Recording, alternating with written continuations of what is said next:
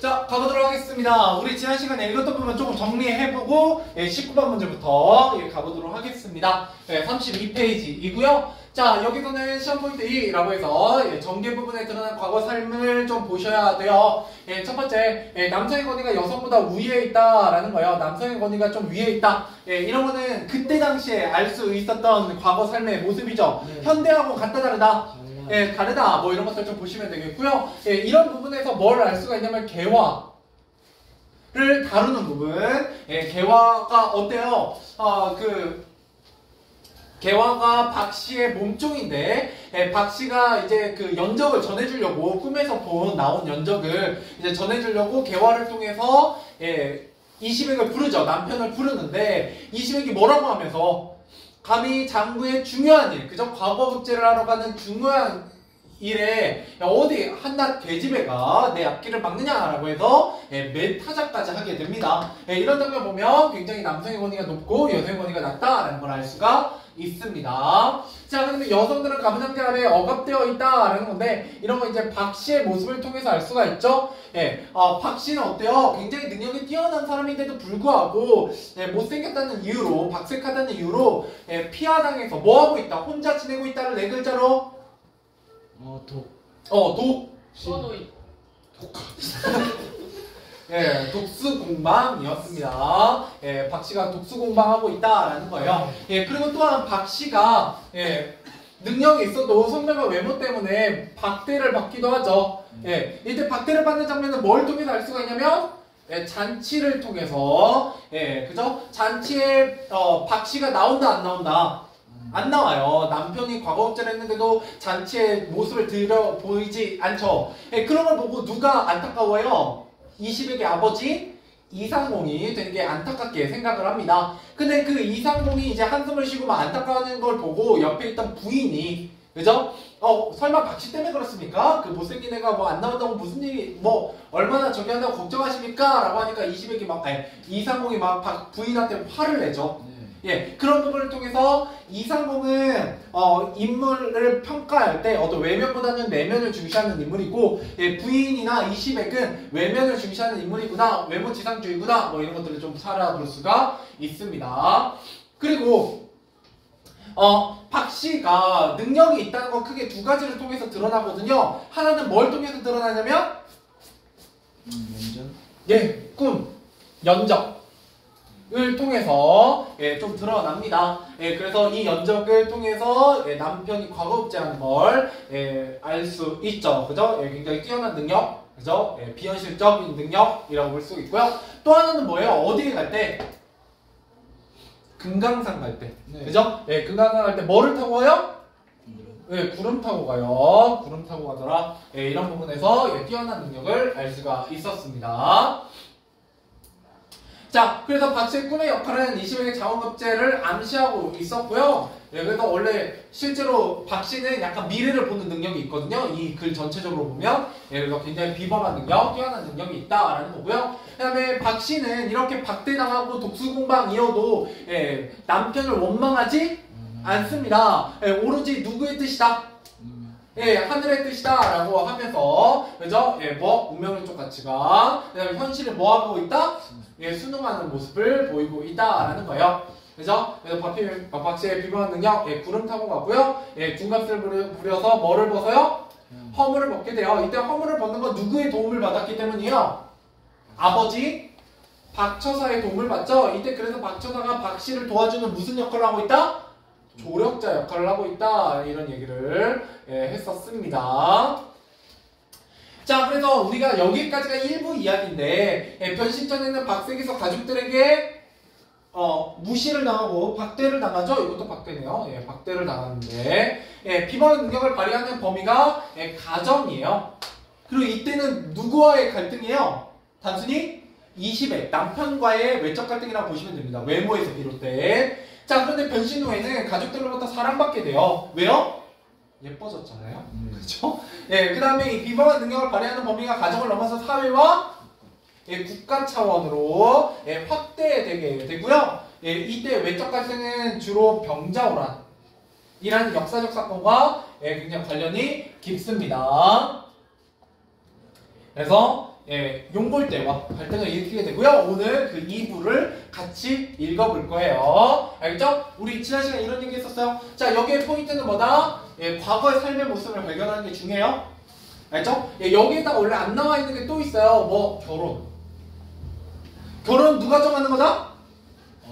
부모님이. 그죠? 부모님이. 누가? 가문이 정하는 거다. 뭐 이런 것도 알 수가 있었죠? 예명이 제일 앞부분에 있었어요. 그 다음에 뭐 이런 것들 그죠? 비현실성. 비현실성은 좀 다른 말로 뭐라고 한다? 기이한 이야기가 전개된다라고 해서 전기성이라고 해요. 알겠죠? 시험에 잘 나오는 건 지금 다 여기에 많이 들어가 있습니다.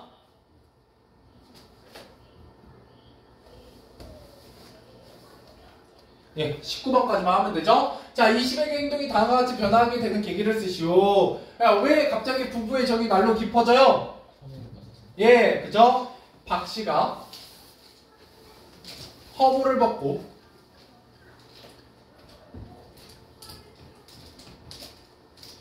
절세 가인이 됩니다.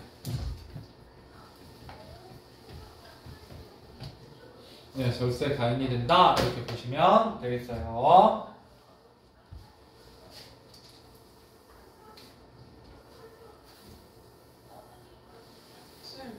네. 안 돼 있어? 어디서부터? 1번부터 안 돼 있어? 1번부터 그럼 19번까지 가구나. 그러면 다음에 1번으로 가보자. 이제 정답 확인 쭉 해보도록 할게요. 그래서 뭐를 공부해야 되는지 한번 보도록 하죠. 자, 1번입니다. 가문을 통해 알 수 있는 내용이 아닌 것은 박 씨의 용모가 박승이다, 못생겼다 라는 거고요. 20회는 박 씨의 남편이 되고요. 개화는 이상공의 여종이 아니라 누구의 여종이에요? 박 씨의 여종이죠. 박 씨. 정답은 3번이 되겠습니다. 20회는 이상공의 아들이고 박처선은 박 씨의 아버지가 되겠습니다. 자, 2번 가문을 알 수 있는 과거의 삶에 대한 설명으로 알맞지 않은 것은 입니다. 외모 때문에 차별받았었고요. 과거에도 부모가 자식의 결혼을 결정하게 되고요. 그다음에 자식의 의견보다 부모의 의견이 결혼에서 더 중시됐고요. 모든 사람들이 신분 계급 없이 평등했어요? 아니죠. 신분제 사회였기 때문에 정답은 4번이 되겠죠. 자, 3번입니다. 나무단에서 박 씨가 꿈에 대한 설명으로 가장 알맞은 것은 이 꿈은 그죠? 20에게 장원급제를 암시하게 됩니다. 그래서 연정을 전해주게 되고 과거에 급제하게 되죠. 자, 그 다음 4번으로 가보도록 하죠. 자, 다문화인과 박 씨의 비범한 능력이 드러난 사건으로 가장 적절한 것은 자, 1번 간밤에 꿈으로 인해 잠을 설쳤다. 비범한 능력하고 별로 상관이 없죠? 이 집에 직접 가지 않고 개화를 보냈다 아니고요. 매를 받고 돌아오는 개화를 보고 눈물을 흘렸다. 이거는 박 씨의 훌륭한 인품이지 비범한 능력하고 관련이 없어요. 10에게 아름다운 여자라도 함께 살길 바랬다. 이것도 좀 그렇고요. 정답은 5번이에요. 꿈에서 본 연적으로 글을 지으면 20에게 자원급제할 것을 미리 아는 굉장히 미래를 내다보는 비범한 능력이 있어요. 자, 그 다음에 5번입니다. 다문에 드러난 20에게 대한 설명을 적절하지 않은 것은 1번 박 씨의 말을 전화로 개화를 때렸다. 맞죠? 2번 박 씨가 전해준 연족의 가치를 알아보긴 했어요. 훌륭한 연족이구만. 뭐 이렇게 얘기를 합니다. 그래서 3번 자신을 부르는 박 씨의 말을 반가워하지 않아요. 어디서 못생긴 여자가 날 부른다. 자, 4번 연족이 보배임을 알고 박 씨에게 미안함을 느껴요. 그래도 이렇게 좋은 걸 보내다니. 정답은 5번이죠? 연적을 과거장 가서 쓰게 됩니다. 자, 6번입니다. 기억에서 알 수 있는 당시 사람들의 삶의 모습을 알맞은 것은 이때 기억은 당연히 뭐에 대한 얘기가 되냐면 크게 출세에 이름을 떨치는 입신양명이죠. 자, 그래서 과거에 급제하는 걸 출세라고 생각했고요. 황공하고는 상관이 없고 그 다음에 부모에게 효도하고 감을 빚는 걸 중시하게 되죠. 그래서 1번과 3번이 되겠습니다. 넘어가 보자. 자, 7번입니다. 자, 마문단에 대한 설명으로 가장 알맞은 것은 마문단에서는 잔치이고요. 이 잔치를 통해서 드러내고자 하는 것은 뭐냐? 바로 그래서 20에게 자원급제 행렬입니다. 이거죠. 이 그림이죠. 이 마문단에 설명하고 있는 건 이 그림이에요. 자, 그 다음 8번. 자, 파문단에 대한 설명을 알맞지 않은 것은 여기가 시험에 좀 잘 나옵니다. 자, 부인은 박 씨의 외모를 보고 평가하는 인물이고요. 이 시역은 잔치에 나오지 않은 박 씨를 찾아가지 않아요. 네, 그 정답은 2번이죠. 자, 이상은 박 씨에 대한 부인의 태무도를 나무라고요. 이상은 박 씨의 내면 담긴 재주와 인품을 알아보는 인물이에요. 그래서 이 1번과 4번 얘기가 굉장히 시험 문제에서 기출로 자주 물어보는 내용이니까 꼭 알고 계시면 좋겠습니다. 자, 그 다음에 9번 가보도록 하죠. 자, 사문화에서 개화가 슬퍼하는 이유로 가장 알맞은 것은? 입니다. 1번 박 씨가 대부인의 명을 거부했기 때문이다. 그렇진 않고요. 2번 이상공은 박 씨의 능력 과소평가 아니죠. 박 씨가 20의 마음을 받아주지 않았다. 아니고요. 잔치에 참여하면서 박 씨의 처지가 안타깝죠? 못생겨서 잔치에 가지 못하는 박 씨의 처지가 안타까워요. 근데 박 씨는 어떤 태도로 얘기한다고요? 운명론적 태도, 현실 수능적 태도를 보여준다고요. 자, 그 다음 10번입니다. 기억과 니은을 통해 알 수 있는 박 씨의 가치관으로 가장 알맞은 것은? 자, 하늘에 달린 것이다. 하늘의 뜻이다. 뭐예요? 운명론적 태도입니다. 정답으로 정말 자주 나오죠? 시험 문제 잘 물어보고요. 자, 11번 디귿을 통해 알 수 있는 이상공의 시리로 가장 알맞은 것은? 자, 이곳에 금강산까지 수백 리 험한 길이야. 남자들도 자주 출입하기 어렵다. 하물며 규준 여자의 몸을 어찌 가겠느냐. 이때 이상공은 박 씨를 뭐 해주는 거예요? 걱정해주는 거죠. 정답은 2번이 되겠습니다. 자, 12번 자문을 통해 알 수 있는 박 씨에 대한 설명으로 가장 알맞은 것은? 자문단에서는 그죠? 구름을 타고 자취를 감췄죠? 비범한 능력이 있다. 라는 겁니다. 비현실성. 정답은 1번. 자, 13번. 차문할 내용과 일치하지 않는 것은? 입니다. 자, 1번 20일은 은관을 가지고 박처사를 맞았다. 그죠? 상공이 집안을 정결하게 옷을 단정하게 입은 뒤에 바깥에서 박처사를 기다렸고요. 그죠? 그거는 20일도 마찬가지겠죠? 그래도 장인어른 오는데. 그 다음에 2번 박처사는 20일의 과거급제를 축하했다. 맞고요. 3번 이상공은 박처사에게 미안한 마음을 갖고 있어요. 왜? 귀한 딸을 내줬는데 딸이 독수공부하고 있으니까. 4번 박처사는 백합을 타고 오색구름 사이로 내려왔다. 맞죠? 정답은 5번입니다. 이상공은 박처사 오기를 오매물만 기다리고 있어요. 자, 14번 기억에서 알 수 있는 고전술의 특징을 쓰시오. 이게 바로 뭐다? 정기성입니다. 정말 중요한 기본 내용이야.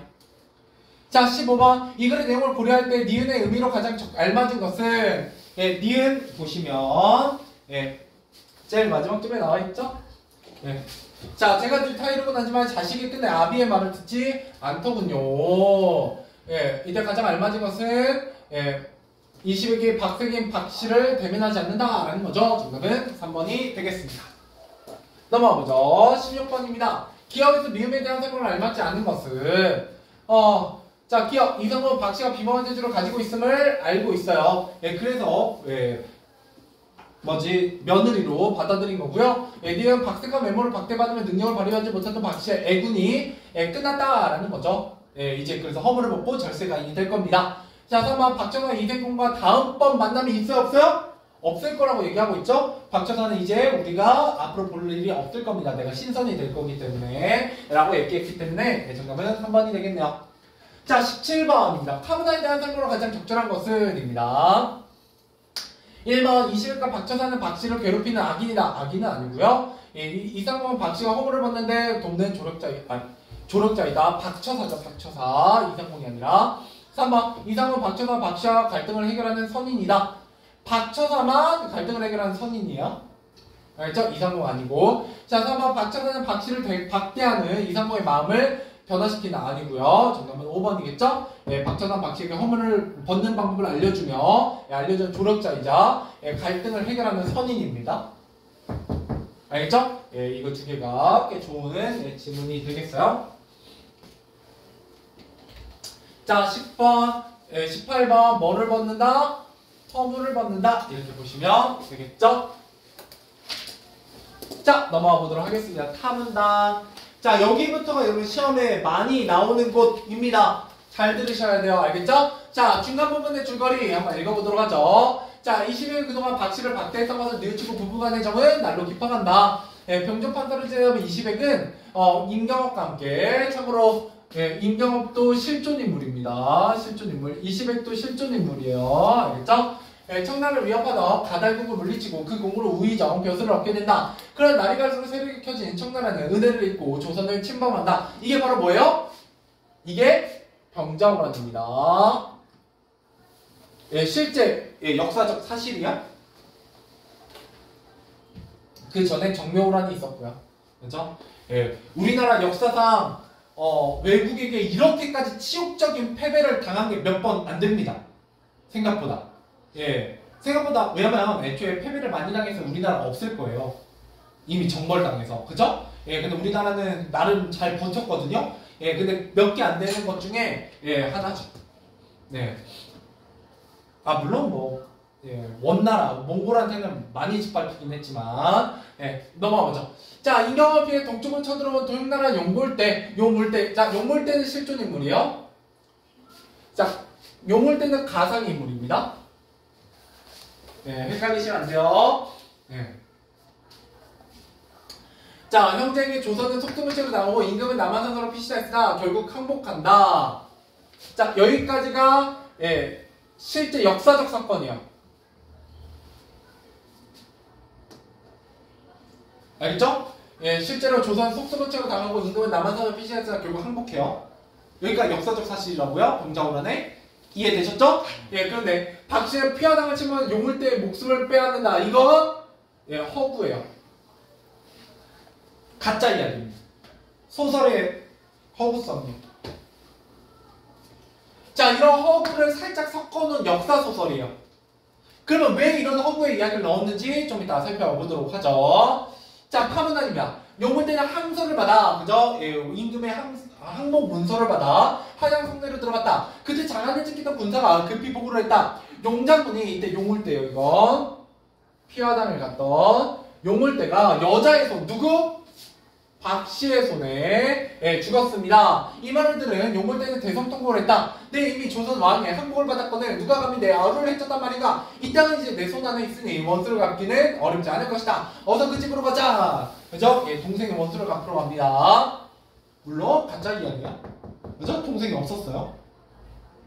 자, 파문단입니다. 서리빨같이 군사를 재촉하여 우의정의 집에 이르니 후원나무 위에 용물대의 머리가 걸려있었다. 그죠? 도발하고 있죠. 눈 획가닥 뒤집히겠죠? 물론 뭐 예준이 요준이 서로의 얼굴이 걸려있으면 화가 날까요? 재미있을까요?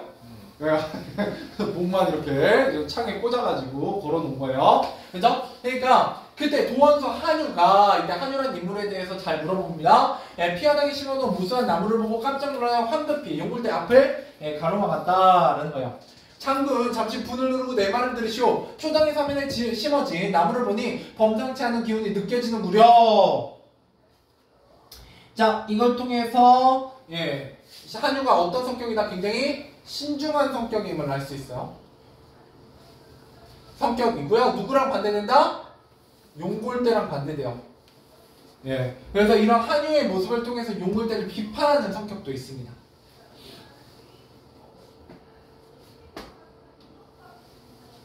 자, 그리고 옛날 제갈공명 이제 고사 인용이에요. 옛날 이야기를 인용하고 있습니다. 자, 옛날 제갈공명의 팔문 금사진 뭐 모르셔도 돼요. 사마양저에 오행 금사진을 겸하였으니 함부로 들어갔다는 큰 화를 당할 것 같소. 아무튼 함부로 들어가면 안 된다는 겁니다. 장군의 동생은 위험한 것을 모르고 남을 경멸하다가 목숨을 제척한 것인데 누구를 원망하겠소. 장군은 옛날 육손의 어복포에서 제갈공명의 팔진도에 갇혀 고생하던 일을 모르지 않을 것이오. 험한 곳이니 들어가지 마시오. 자, 이렇게 이제 말리게 됩니다. 그랬더니 용골대가 끓어오르는 분을 찾지 못해 칼로 땅을 두드리며 탄식했다. 그러면 용골대에 내 동생의 원수를 어떻게 갚을 수 있단 말입니까? 말리타고에 우리 형제가 같이 나와서 비록 대사를 이루었다고 하지만 이때 대사가 뭐예요? 조선의 항복이에요. 그죠? 동생을 죽인 원수를 갚지 못하면 결코 돌아갈 수 없습니다. 자, 그대가 잠시 분을 삼키지 못한 채 힘만 믿고 저런 험한 곳에 들어간다면 원수를 갚기는 고사하고 목숨조차 보전하지 못할 것이오. 잠깐 진정하고 그 신기한 제주를 살펴보도록 하시오. 용골대가 다시 투덜거렸다. 도대체 신기한 재주라는 것이 무엇입니까? 다 소용없습니다. 한나라의 대장으로 멀리 조선에 나와 이제 임금의 항복까지 받았는데 무엇을 두려워하고 무엇을 겁내겠습니까? 한이가 가섭다는 듯이 용골대를 돌아보았다. 어제 용골대가 굉장히 훌륭한 장군인데요. 여기서는 어떻게 그려지고 있다? 되게 못난 사람처럼 그려지고 있어요. 예, 왜냐면 이 글을 읽는 사람들은 조선 사람들이기 때문이죠. 그죠? 자, 그래서 비록 억만대명을 몰아 들어간다 해도 그 안에 감히 엿보지도 못하고 군사는 하나도 살아 돌아올 수 없을 것이오. 하물 저 험한 곳에 홀로 들어가고자 하니 어떻게 하고 그렇게 하고 어찌 살 길을 바라겠소. 이는 스스로 화를 부르는 일이오. 그토록 식견이 부족한데 어찌 한나라의 대장 노릇을 하겠소이까. 예, 이러면서 용골대를 비판하고 있습니다. 질책이라고 하죠. 예, 이런 모습을 통해서 그 당시 조선 사람들이 용골대를 어떻게 바라보고 있다? 부정적으로 바라보고 있다라는 게 좀 드러나고 있습니다. 자, 검은안입니다. 자, 머스켓진 용골대가 감히 피하당에 들어가지 못하고 군사들마다 쳤다. 예, 나무를 둘러싸고 불을 놓아라. 용골대의 명령에 군사들은 불을 놓기 위해 집을 내왔었다. 그러자 갑자기 오색구름이 자욱한 가운데 나무들이 무수한 군사로 변하더니 북소리, 고함소리가 천지를 진동했다. 수많은 용과 호랑이는 서로 머리를 맞대고 바람과 구름을 크게 일으키며 오랑캐 군사들을 겹겹이 애워쌌다. 천지가 아득한 가운데 나뭇가지와 임은 깃발과 창칼로 변했다. 하늘에선 신장들이 긴 창과 큰 칼을 들고 내려와 적군을 몰아쳤다. 사면의 울음소리가 낭자하여 산창이 무너지는 듯 했다. 이건 약간 과장법이고요. 그죠? 자, 오랑캐 군사들의 심장의 호랑소리야 너구리고 허둥거리다가 밟혀 죽는 자가 그 수를 알 수 없을 정도였다. 자, 여기서 여기까지는 무슨 성? 전기성이죠? 그죠? 예, 갑자기 나무들이 군사로 변하더니 용과 호랑이가 나와요. 됐죠? 예, 그래서 군사를 물리치는 박씨입니다. 자, 다음은 용골대는 급히 군사를 뒤로 물렸다. 그제야 하늘이 맑아지며 살벌한 소리가 그치고 신장들이 사라졌다. 이때 신장은 귀신 장군들이에요. 알겠죠? 예, 그래서 오랑캐 장수와 군사들이 정신을 수습하여 다시 칼을 들고 쳐들어가려 했다. 예, 그래서 이 신장들의 이미지는 원래는 여러분들도 알고 있어요. 남학생분들은 야쏘나 요네가 약간 이런 이미지예요. 원래 거기서 따온 거거든요. 실제로 일본 그 귀신들 사무라이 귀신에서 따온 거라서 그런 느낌이라고 보시면 돼요. 모르시는 분들은 그냥 모르셔도 되고요. 자, 그러자 이번에 맑은 날이 순식간에 다시 어두워지며 구름과 안개가 자욱하여 지척을 분간하지 못할 지경이 되었다. 상황이 이쯤 되자, 그죠? 이것도 뭐예요? 전기성이죠? 용골대가 감히 집 안으로 들어가지 못하고 용골대의 머리만 쳐다보며 탄식할 뿐이었다. 그러면서 이제 어때요? 이 전기성은 비범한 능력이에요. 누구의? 박씨. 그죠? 박씨의 비범한 능력을 보여주는 장면입니다. 자, 계속해서 읽어보죠. 자, 그러더니 너무난 이때 나무 사이로 한 여자가 나타났다. 어리석은 용골대야, 네 동생 용골대가 내 칼에 놀란 혼이 되었는데 이때 한 여자는 누구냐면 개화입니다. 가끔 여러분들 박씨라고 헷갈려 하시는데 개화예요. 개화. 자, 그래서 네 동생 용골대가 내 칼에 놀란 혼이 되었는데 너까지 내 칼에 죽고 싶어 이렇게 찾지 않느냐 도발하고 있죠. 막 도발을 했어요. 자, 특히나 이때 당시에 남자의 권위가 높고 여자의 권위가 낮았어요. 여자가 천한 사람이었기 때문에 이런 천한 여자한테 이런 놀림을 받으면 2배로 빡친다라는 걸 좀 알고 계시면 좋습니다. 그래서 용골대는 이 말을 듣고 분을 참을 수 없었다. 대체 어떤 계집이 감히 장군을 이루고 하느냐? 불행하게도 내 동생이 네 손에 죽었지만 나는 이미 조선 임금의 항서를 받은 놈이다. 이제 너희도 우리나라의 백성인데 어찌 우리를 해치려 하느냐? 나라가 무엇인지도 모르는 여자라구나. 살려줘도 쓸데가 없으니 나와서 내 칼을 받아라. 개가 들은 척도 하지 않고 계속해서 용골대의 머리만 가리키면 조롱을 하였다. 나는 충렬 부인의 시비 개화다. 너야말로 참으로 가련한 사내구나. 네 동생 용골대도 내 손에 죽었는데 너 역시 나같이 연약한 여자 하나 감당하지 못해 당하지 못해 그렇게 그렇듯 분통해 하느냐. 참으로 가련한 놈이로다. 계속 이렇게 도발을 하니까 자, 용골대는 끌어오르는 활을 참지 못하고 새로 만든 활에 외전을 먹여 쏘았다. 하지만 계열을 마치기는커녕 얘네 걸음 앞에 가 떨어져 버렸다. 화가 머리끝까지 치밀어오른 용골대가 다시 군사를 몰아쳤다. 모든 군사는 한꺼번에 화살을 쏘아라. 명령을 들은 군사들이 앞다투어 화살을 쏘았지만 역시 하나도 맞추지 못했다. 화살만 허비한 채 가슴이 막혀 어찌할 바를 모르고 있던 용골대는 황급히 김자점을 불렀다. 이때 김자점은 실존 인물입니다. 실제로 김자점은요 병자호란 때 조선 사람으로서 이제 그 청나라에 귀한 조선 사람이거든요. 조선 사람으로서 길잡이를 했어요. 여기가 배신자예요. 우리나라 입장에서 조선 입장에서 배신자예요. 그래서 실제로 김자점을 이때 당시에 굉장히 싫어했습니다. 조선 사람들은. 그래서 어떻게 드러나는지 보죠. 자, 너희도 이제 우리나라의 백성이다. 이제 김자점을 대신해서 얘기하는 거예요. 용골대가 자꾸 보채니까. 자, 얼른 도성의 군사들을 뽑아서 저 팔문 금사진을 깨뜨리고 박씨와 계란을 잡아들여라. 만약 거역한다면 군법에 따라 처벌할 것이다. 서리파 같은 명령을 내자 김자진이 겁먹은 소리를 대답했다. 이게 김자점이 어떻게 드러나고 있어요? 찌질하게 드러나고 있죠? 그래서 김자점에 대한 부정적 인식이 드러납니다. 되게 못난 사람을 그려내고 있어요. 자, 어찌 장군의 명을 거역하겠습니까? 이렇게 못난 사람으로 나오죠. 자, 김자는 급히 군사를 모아 대포 한 방을 쏜 뒤 팔문 금사진을 에워쌌다. 그런데 갑자기 그 진이 변하여 100여 길이나 되는 늪이 되었다. 갑작스러운 일에 당황하던 용골대가 꾀를 내어 군사들에게 팔문 사면에 못을 파괴한 뒤 화약을 묻게 했다. 자, 너희가 아무리 천가지 변화하는 술수를 가졌다고 한들 오늘에 어찌 살기를 바랄까? 목숨이 안타깝거든. 바로 나와 몸을 던져라. 자, 피하나에게 무수히 요구를 했지만 고요한 정정만을 뿐 집안은 아무 소리도 들리지 않았다. 용골대가 군사들에게 명령하여 일시에 불을 지르니 화약 터진 소리가 산천을 무너뜨릴 것 같았다. 이것도 가정법이에요. 3회는 불이 일어나 불빛이 하늘을 가득 메웠다. 용골대가 이제 화약으로 공격을 했어요. 자, 용골대의 공격을 만료한 한유의 충고입니다. 피하당이 심어온 나무에서 범상치 않은 기운을 느꼈고요. 피하당 안에 들어가는 것은 스스로 화를 부른 일이다 라고 하면서 용골대를 말리게 됩니다. 그랬을 때 잠시의 분을 참지 못하면 목숨조차 보존하지 못할 것이다 이러면서 진정하기를 권하죠. 그래서 한유의 이런 신중한 성격을 통해서 용골대를 부정적으로 그려내고 있고요. 박씨의 비범한 능력, 뭐를 부려서 도수를 부려서 이 나무들을 군사로 변하게 해서 하고 나뭇가지와 잎을 깃발과 착칼로 변하게 해서 청나라 군사를 물리치게 됩니다. 그리고 바람과 구름에 이렇게 해서 청나라 군사들을 에워싸서 또 물리치게 되죠. 당연히 이 불을 지르는 공격도 화살을 쏘는 공격도 다 물리치게 될 겁니다. 알겠죠?